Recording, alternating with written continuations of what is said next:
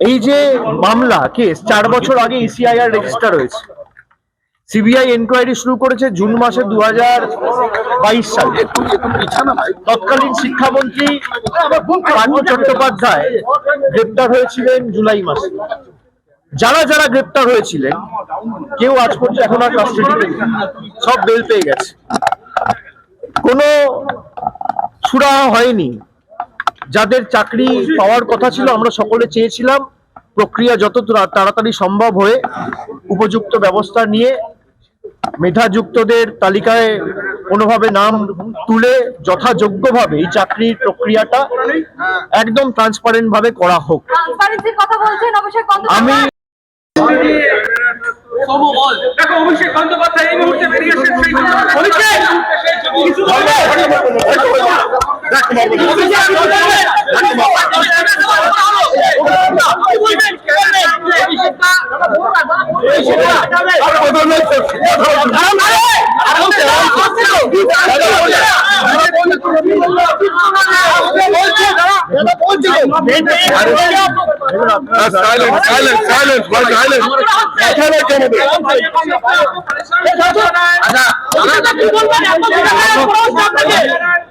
আমি একবারে বলে দিচ্ছি, সবার প্রশ্ন দিচ্ছি আপনারা একটা সাবান পাঠিয়েছিল এবং আমাকে 15 তারিখ সশরীরে বলা হয়েছিল। গতকালও প্রায় 8.5-9 ঘন্টা সিআইডি আমাকে তলব করেছিল এবং আজ প্রায় সকাল 11টার আগে এসেছি, এখন 10টা বাজে।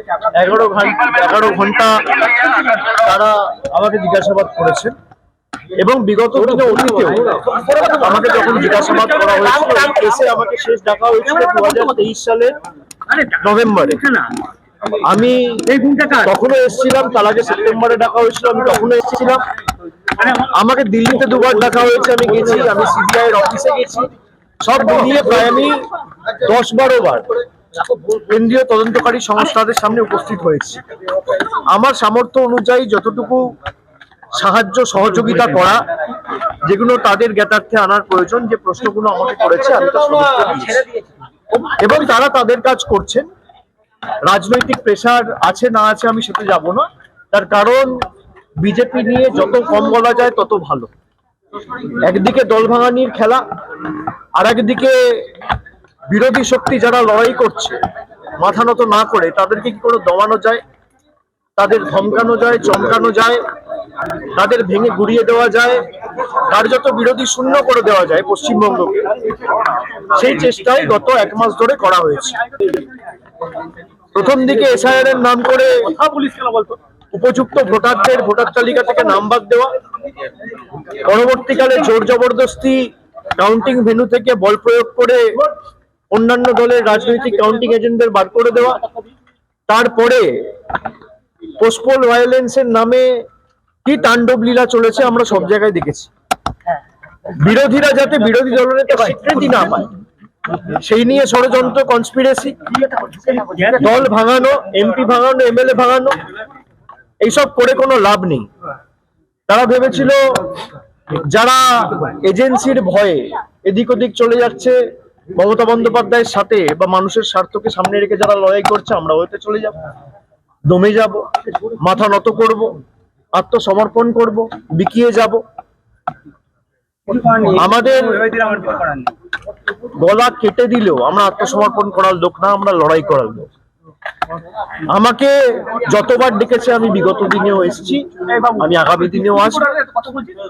যে কেস নিয়ে আমাকে ডাকা হয়েছে,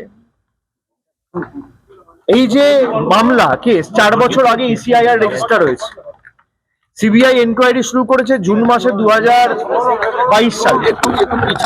তৎকালীন শিক্ষামন্ত্রী পার্থ চট্টোপাধ্যায় গ্রেপ্তার হয়েছিলেন জুলাই মাসে। যারা যারা গ্রেপ্তার হয়েছিলেন কেউ আজ পর্যন্ত এখন আর কাস্টডিতে নেই, সব বেল পেয়ে গেছে। কোনো সুরাহা হয়নি। যাদের চাকরি পাওয়ার কথা ছিল, আমরা সকলে চেয়েছিলাম প্রক্রিয়া যত তাড়াতাড়ি সম্ভব হয়ে উপযুক্ত ব্যবস্থা নিয়ে মেধাযুক্তদের তালিকায় কোনোভাবে নাম তুলে যথাযোগ্যভাবে এই চাকরির প্রক্রিয়াটা একদম ট্রান্সপারেন্ট ভাবে করা হোক। ট্রান্সপারেন্সির কথা বলছেন অভিষেক আমি বন্দ্যোপাধ্যায়। আমি আমার মতো করে চেষ্টা করেছি। যখন যেখানে আমাকে যা প্রশ্ন করেছে আমি তার উত্তর দিয়েছি, এবং আগামী দিনেও তারা যদি আমাকে ডাকে, আমার যদি কোনো পূর্ব নির্ধারিত কর্মসূচি না থাকে, আমি নিশ্চিতভাবে যাব। আগামীকাল তো আপনারা বলছেন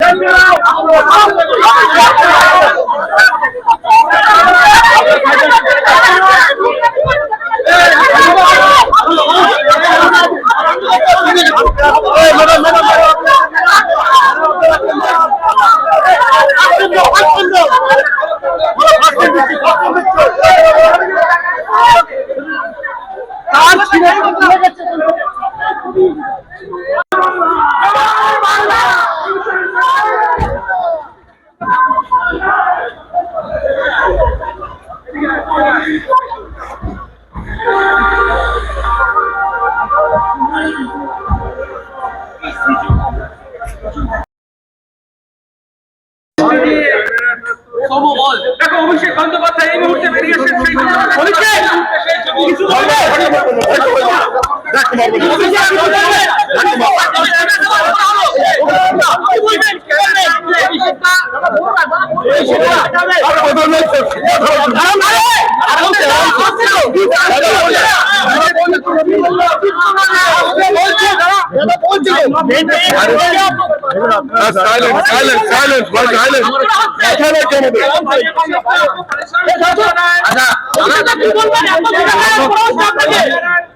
আমি একবারে বলে দিচ্ছি, সবার প্রশ্নের উত্তর দিচ্ছি না।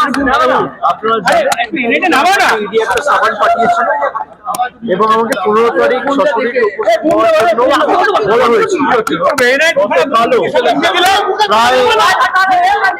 গতকালও প্রায় 8.5-9 ঘন্টা সিআইডি আমাকে তলব করেছিল, এবং আজ প্রায় সকাল 11টার আগে এসেছি, এখন 10টা বাজে। 11 ঘন্টা তারা আমাকে জিজ্ঞাসাবাদ করেছেন, এবং বিগত দিনে অতীতেও আমাকে যখন জিজ্ঞাসাবাদ করা হয়েছিল, কেসে আমাকে শেষ ডাকা হয়েছিল 2023 সালের নভেম্বরে। আমি তখনও এসেছিলাম, তার আগে সেপ্টেম্বরে ডাকা হয়েছিল, আমি তখনও এসেছিলাম। আমাকে দিল্লিতে 2বার ডাকা হয়েছে, আমি গেছি, আমি সিবিআই এর অফিসে গেছি। সব মিলিয়ে প্রায় আমি 10-12 বার কেন্দ্রীয় তদন্তকারী সংস্থাদের সামনে উপস্থিত হয়েছি। আমার সামর্থ্য অনুযায়ী যতটুকু সাহায্য সহযোগিতা করা, যেগুলো তাদের জ্ঞাতার্থে আনার প্রয়োজন, যে প্রশ্নগুলো আমাকে করেছে আমি তা সদুত্তর দিয়েছি, এবং তারা তাদের কাজ করছেন। রাজনৈতিক প্রেসার আছে না আছে আমি সেটা যাব না, তার কারণ বিজেপি নিয়ে যত কম বলা যায় তত ভালো। একদিকে দল ভাঙানির খেলা, আর একদিকে বিরোধী শক্তি যারা লড়াই করছে মাথা নত না করে, তাদেরকে কি করে দমানো যায়, তাদের ধমকানো যায়, চমকানো যায়, তাদের ভেঙে গুড়িয়ে দেওয়া যায়, কার্যত বিরোধী শূন্য করে দেওয়া যায় পশ্চিমবঙ্গকে, সেই চেষ্টাই গত 1 মাস ধরে করা হয়েছে। প্রথম দিকে এসআইআর এর নাম করে